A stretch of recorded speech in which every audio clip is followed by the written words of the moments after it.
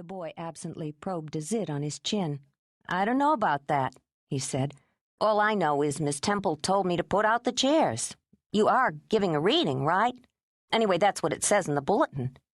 Roger leaned over to give the boy's shoulder a fatherly pat. "Hour and some in the pouring rain on the expressway. I don't imagine a few empty chairs are going to scare us off." He chuckled a bit too heartily. "You've read it, of course. Her novel?"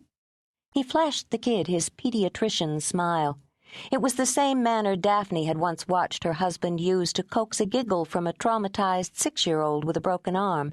It worked like a charm on mothers, too. Roger seemed to know instinctively when to listen and soothe, and when to firmly seize the upper hand with a hysterical mom who was only making things worse. He even looked reassuring, as big and solidly built as a brick church, with thick graying hair that swooped back dramatically from his imposing forehead.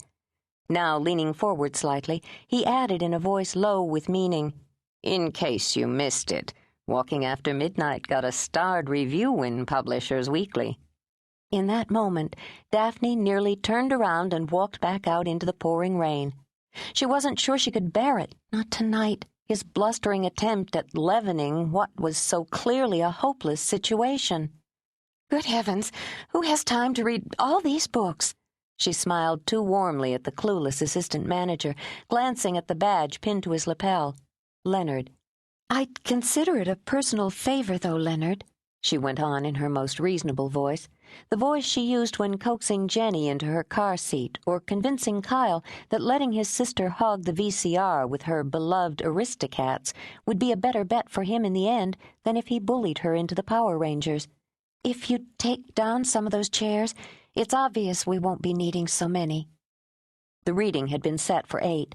It was already 5 past, and on her way in, slogging across a parking lot that had become a marsh, Daphne hadn't noticed any velvet ropes holding back the fans that any minute would come spilling through the door.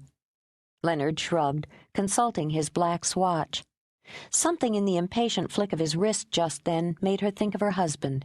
Not just Roger, but every man who'd ever made her feel this way, as if her every request, however small, had to be served up on a bed of apologies and feminine wiles. Where had she learned to behave this way? From Daddy, she supposed. In the gingerbread house by the sea, where she and her sisters had kowtowed to their father, like the servant girls in the fairy tales he'd read aloud to them when they were little. Not the watered-down Hans Christian Andersen versions, but the original tales from an earlier, more bloodthirsty century, in which the heads of Bluebeard's wives were revealed in gruesome detail, and Cinderella's ugly stepsisters hacked off their toes to squeeze into the glass slipper. Her mind's eye formed a picture of her father seated in the brocade wing chair by the fireplace, with his head bent over the heavy leather-bound volume in his lap. The light from the fringed silk lampshade played over his long surgeon's hand as he slid in lengthwise between the gilt-edged pages with the careful slicing motion he'd taught them, counseling, "A dog-eared book is the sign of a lazy, undisciplined person." His hair, the pale amber of the lone scotch and water he allowed himself each night before supper, was thinning on top, and every so often he stroked it carefully, as if to make sure it hadn't deserted him altogether. One long gabardine-clad leg crossed languorously over the other as the words rolled off his tongue, rich, fulsome, shiver-inducing. The day after tomorrow, she and Roger and the kids were flying out to California for her parents' 40th wedding anniversary. Her sisters would be there, along with members of their extended family from across the country. Daphne suddenly couldn't wait. It felt as if everything she treasured most was tied up in the big gabled house on Agua Fria Point, where little had changed in the years since she'd left for college. Like the stories contained in the volumes lining the mahogany bookcase in her father's study, their yellowing pages rustling like autumn leaves in the twilight of a seemingly endless golden summer, a summer of sandy bathing suits slung over the porch railing and peeling sunburns and homemade lemonade by the gallon. As if from a distance, she heard the assistant manager say, "There's usually a few who show up late, though, like, the regulars, the ones you can pretty much count on."